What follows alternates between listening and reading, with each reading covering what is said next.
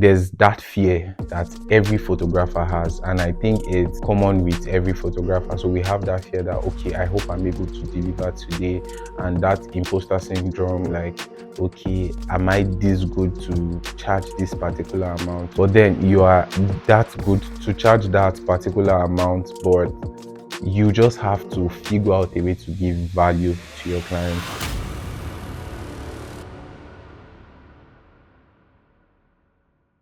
Hello everyone, and welcome back to our YouTube channel.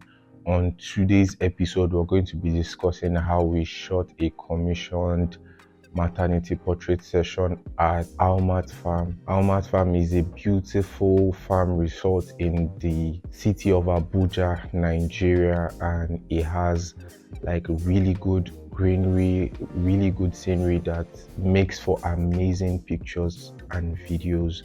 We are always excited when we get clients that have preconceived ideas and concepts, and then they come to us and we have like a consultation to discuss these ideas and bring these ideas to reality. For this particular session, the client already had an idea to have like a very casual resort kind of pictures, poolside, maybe a poolside kind of picture, and the best location was Almat Farm because of their infinity pool, which is really large, and the beautiful greenery in Almat Farm. So it was just so beautiful. But with this session, we had to do a lot of back end work. There was a lot of back end work before this session because we had a consultation call and we discussed on how the shoot was going to come to life. First of all, from the outfit to the location to the makeup, every single detail matters. So we discussed every single part, and we are really happy with the outcome of the images.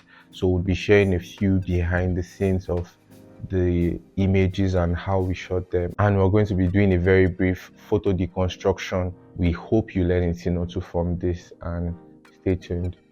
So the first image we'll be talking about today is an image that was shot just immediately the couple walked in on set, and we just decided they were walking to a particular spot where we wanted to take pictures. The actual picture we wanted to take was at another location where they were walking to, and just immediately the couple started walking down. We just saw the shot and we decided to take the shot. It is very important for you to note that as a photographer, your camera never sleeps.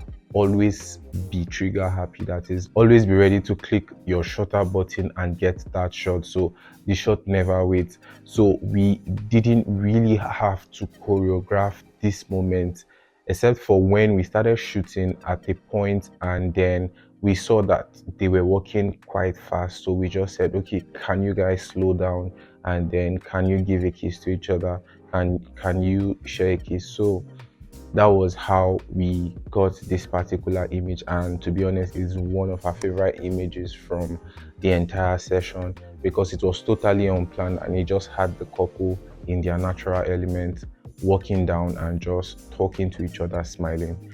So that was really beautiful for us, and we love the outcome of this image. So the next image we'll be talking about is this particular image. So first of all, whenever we shoot outdoors, we are always interested in not just setting up our strobes and cancelling all the natural light. We always like to step back and look at the whole scene and kind of bring that scene to life, but not changing so much about what is going on. So someone who is looking at the picture should be able to experience Almat Farm, that is the location we shot at, without the person being there.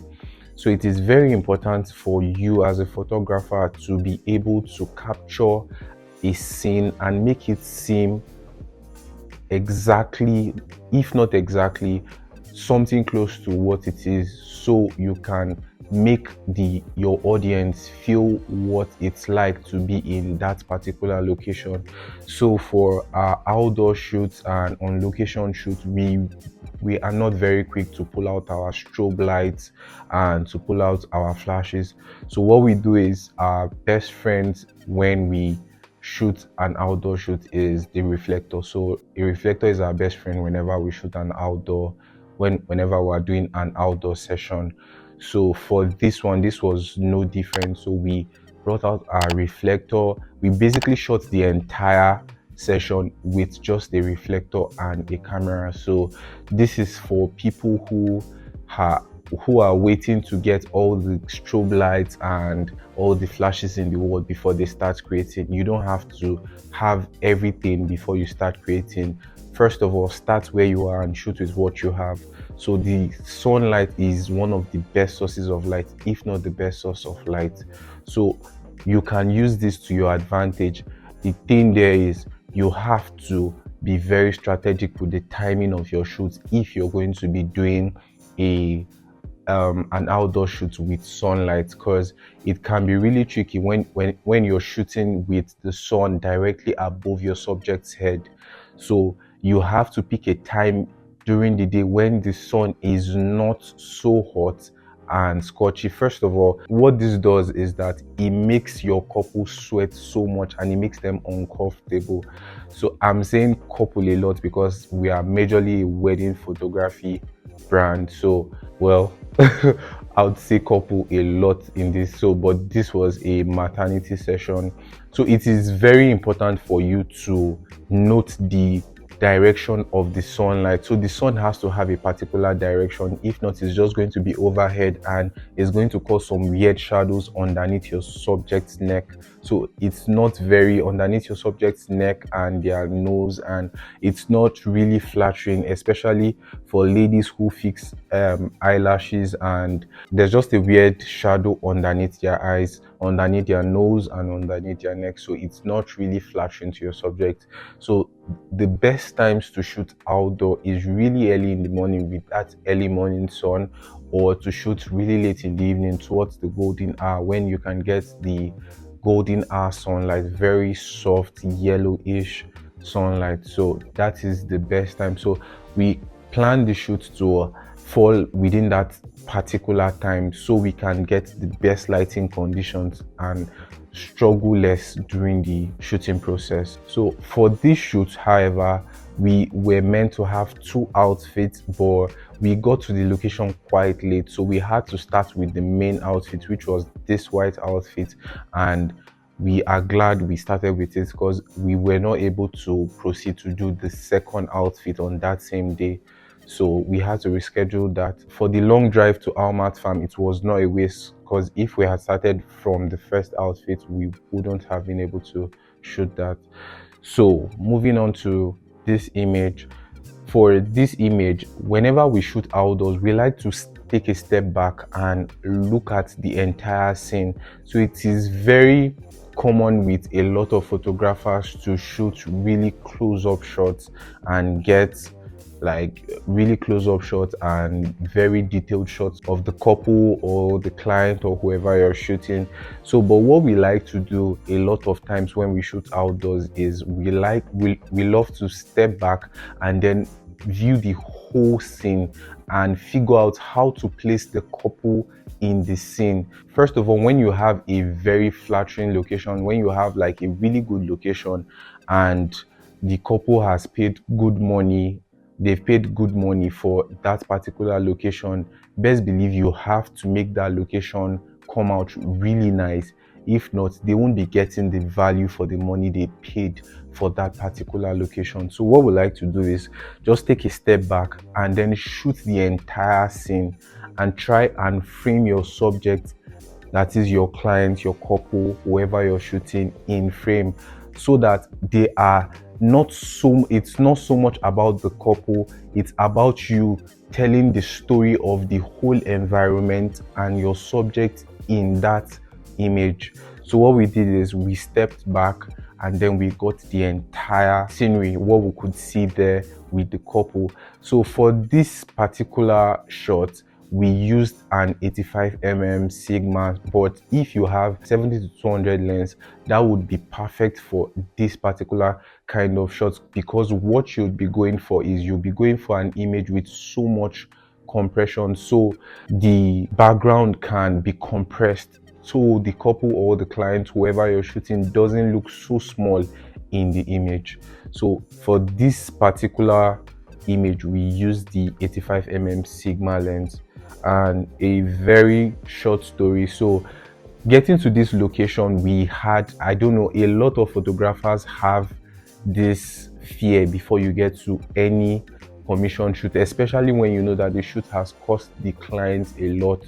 So there's this fear of, I hope I'm able to deliver, I hope I'm able to give these people their money's worth. So there's this fear and this self-doubt that comes like in between when you're about to start a shoot. For me, it happens whenever I want to do any shoot. So it happens, I just keep praying that God help me. Today we have to get really good images, even though you know you're good, even though you know your light setups, you know every single thing to do. But during a session, a lot of things can go wrong. So it is very important for you to ask for help from God.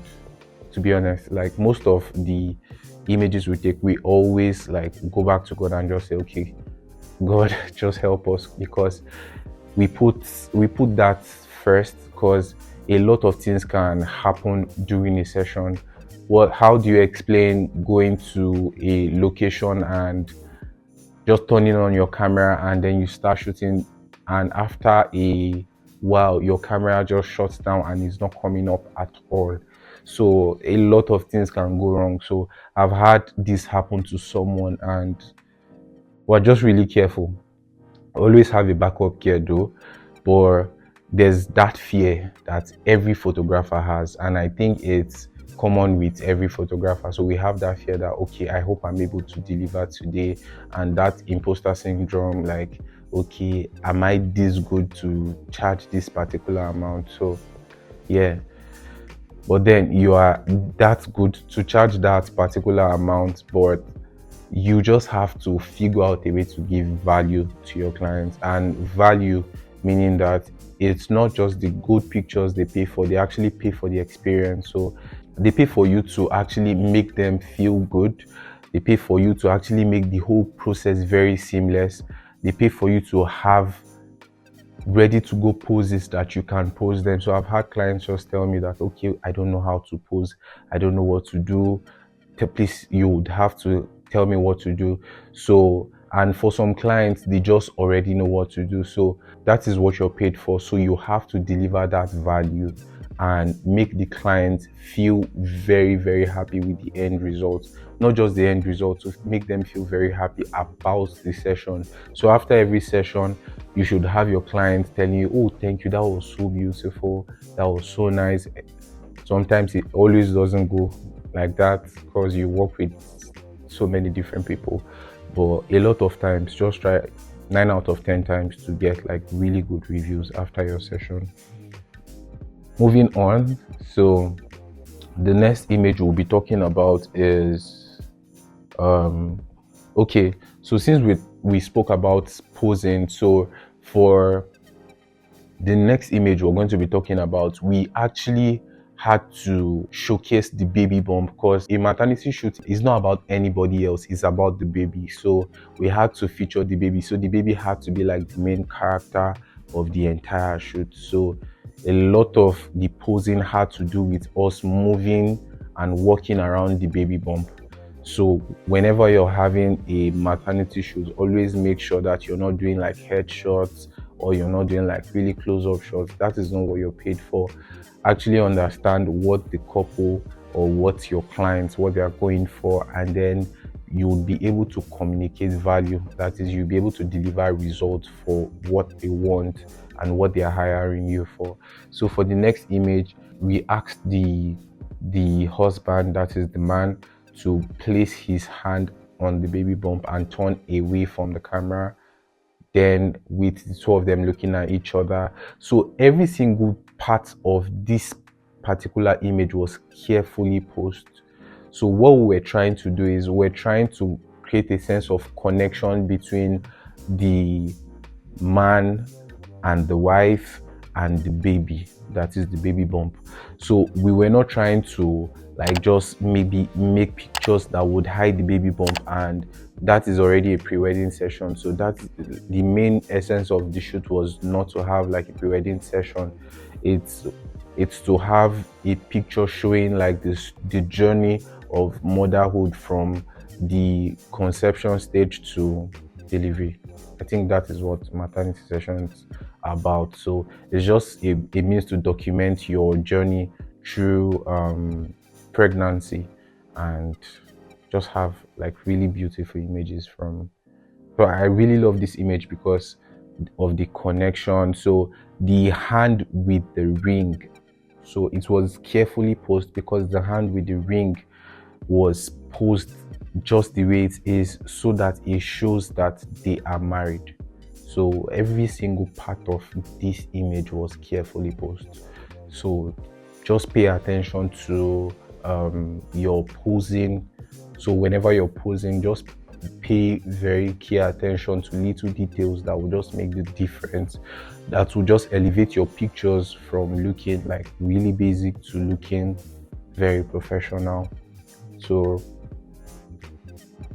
a quick tip for posing is you can just have mood boards. Mood boards are always advisable, so always have mood boards.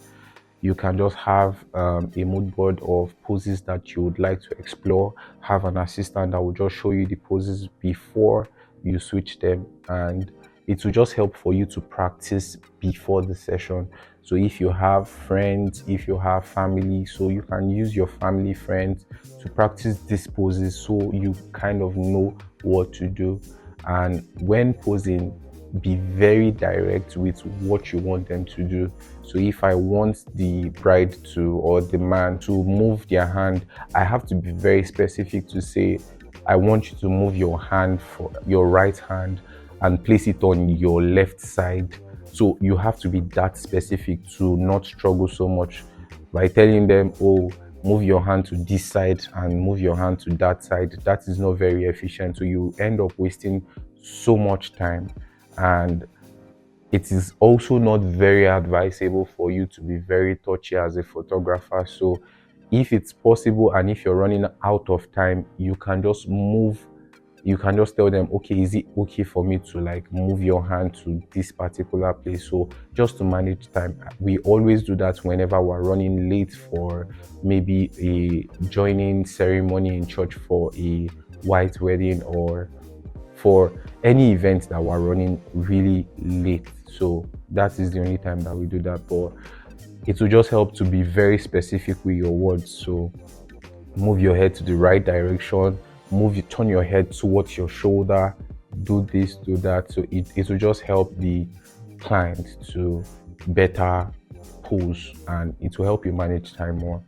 So moving on, we'll be talking about my second favorite image for the entire session. So we'll talk about my favorite image for the session as the last image. So my second favorite was, we actually had to move the relaxation chair. I don't know what that is called. I'm calling it a relaxation chair, but whatever the name is. So we had to move that from where it was to the side of the pool. So basically the idea that we had for this is a sunset on a resort, or we basically had to give this vacation vibe to the image. So it just seems like they are just chilling and enjoying themselves by the side of the pool. So that was what we're trying to go for. And a lot of things make this image very interesting. First of all, the couple, they had a particular idea in mind. They wanted the whole scenery. They wanted a very full background with all the grains in it. So we had to make sure to capture as much of the environment as we could. So what we did here is we stepped back and we placed the couple at a particular point where they were directly just in front of a tree. So the tree was they were not under the tree, they were just directly in front of the tree, close to the pole. So what we did with that is we just moved them towards the pole and put the tree in between the camera and the couple, so we could get a foreground. What a foreground does for you is it gives your image depth. So it was not a coincidence that that the tree is in this particular image. We actually put it there so as to give a foreground to our entire image, so it has a bit of depth. So your image is now it's 3D, so it's three dimensional. So there's the foreground, and then there's your main subject, and then there's the background. So that will just elevate your images. So what you can just do, if you don't have a tree or something, you can look for parts of a tree and cut them, and have your assistant just hold them by the side of your camera, on top, by the side, wherever. So it's just important for you to like create a three-dimensional image, not to make your image look very flat. And for the lighting setup, we only used sunlight, as we already stated. For so for this particular image, there was no reflector, so it was just the backlight from the sun. So the sun was coming from the opposite direction. So basically, this image was not lit from front, so it was just the backlight, just highlighting the couple. So that was basically it. And bulk of the work happened during the shoot. So that is also another point I love to discuss with photographers.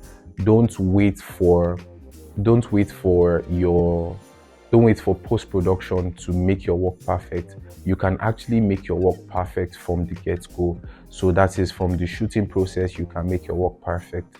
So whenever you're shooting, you have to pay very key attention to every single thing that you're putting in the frame. I personally love to keep an image in its original form and not to change so much about it. At least that is my perception about a very good image. So a lot of other people would beg to differ, but that is my perception about a very good image. My perception about a really good image is keeping it in its original form, that is not changing so many things. So a lot of other photographers might beg to differ because they do a lot of like photoshopping and adding some other things to the image. So you can do that to actually enhance your image, but having to make most of your image AI generated, I don't think that makes for a good image, because it takes away from the originality of that image. So you're basically not creating it, and AI is creating it. So you might as well just generate the image and not shoot.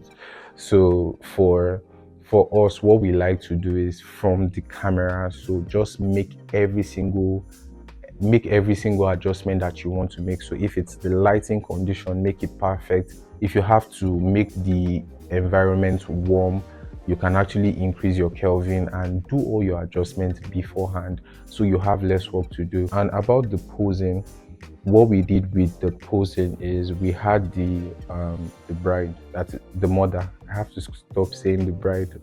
We're used to shooting too many weddings, so we had the mother lay on the chair, that is the relaxation chair, and raise her right leg.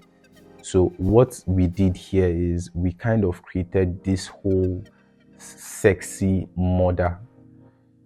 I don't know. I don't know if you understand. So what we did here is we kind of made it look really appealing, and for the leg placed on the husband and the father, what we did there is to create a connection. Even the hand placed on her leg, everything was intentional. So there was nothing that happened just by guesswork. So be very intentional whenever you're shooting. Be very, very intentional. Now moving on to our favorite image from this session. So the moment we got this image, we just knew that the shoot was done. because there are some images you shoot and you just know that, yeah, we're done, we're good, we've gotten it. So that was the feeling we had after we shot this image. So basically, we'll first start with the pose. For this, we had the father of the baby just go behind the mom, and then he gave her a kiss on her forehead. So for this, it's not so far away from the former post. That is my second favorite image. Is not so far away from this. So we just left her leg the same way it was for the last image, and then we just moved the father to the back of the mom, and he just gave her a peck or a kiss on her forehead. So the point I'm trying to drive with this is, whenever you have a pose, don't be very quick to rush out of, like, to switch in between different poses. Pace yourself and then walk in between poses.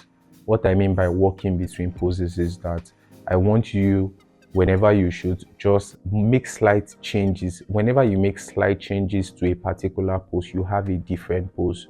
So, and you can walk your way, and then it's not entirely like you are switching the pose, but you're just moving, and the shoot would seem very seamless. There would be no break in transmission, so it will just continue, and yeah, till the end of the session.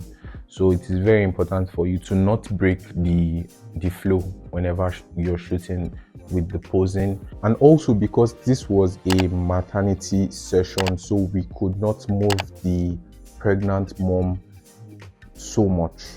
It's already a lot of work carrying a baby, so you don't want to stress your clients by moving them so much. So we had to just minimize movement for the shoot, and then have the man or the father moving very much instead of the pregnant mom. So these pointers are important for you. So it is important for you to understand the strength of your client. So if they are getting really tired, it is okay for you to say, okay, can we take a minute? Can we take 5 minutes? Can we take 5 and just rest and come back again? So what this helps to do is, you are not passing the message that you're just there to just capture, and then you just leave the set. So what you're doing is, you're actually taking into cognizance their well-being. That is, if she's tired, I don't think it's a good thing for your client to maybe faint on a shoot today. So it's not, so you have to be intentional about how you work your clients. So especially when you're shooting like a maternity session, so kind of pace yourself. Don't push the client too much.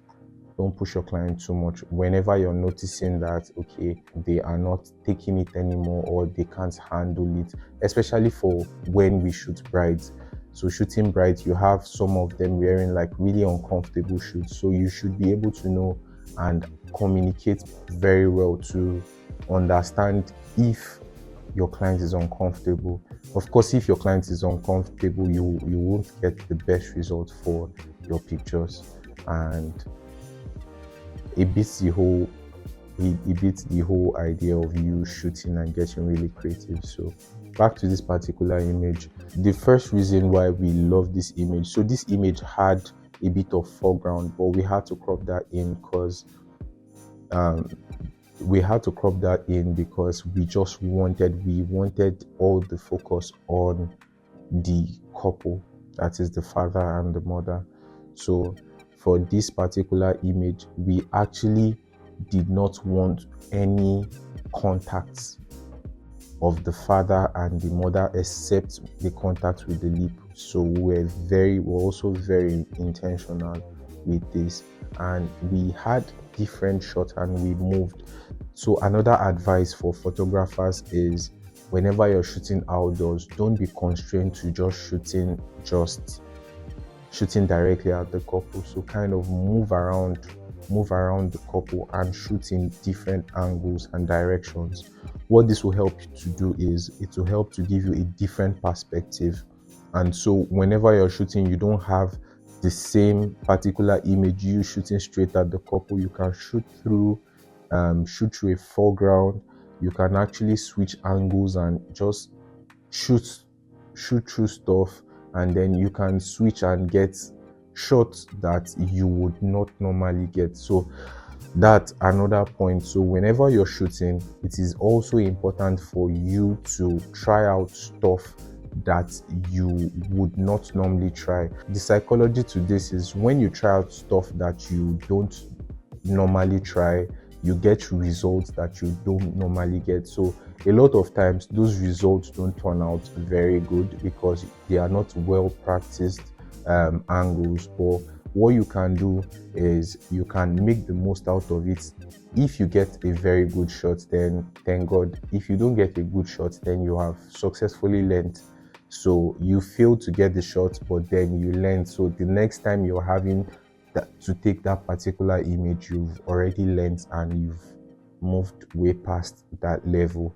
So that is also what helps us shooting outdoors. So if you watch from the progression of the shoot, we did not just constrain ourselves to shooting just the front side of the father and the mother, that is just shooting the baby bump, or we actually had a shot from them walking, that is their backs, and then we had shots shooting through, and then we stepped back to get the whole scenery, and then we did a couple other shots that are really interesting. That is the standard maternity shot where the husband is kneeling down and giving the baby bump a kiss. So we did that. You can't always deliver that shot. So for every maternity shoot, always have that shot, always have it, so you don't have to refund your client. So, and we just, at a particular point in the shoot, they were the couple, the father and the mother. I keep saying couple, but the father and the mother, they were already tired. So we had to just loosen them up by just making them just dance and enjoy themselves. So on any shoot that you have, music is a very important factor. So whenever your clients are getting tired, so it will just help to loosen them up and just make the shoot go on. So we hope this pointers helps you to achieve really dope images and really amazing images. So we would love you to subscribe to our channel to support us, and then share this content to help other photographers, and we'll be sharing more content and more photo reconstruction like this. So thank you for staying till the end, and see you in the next one.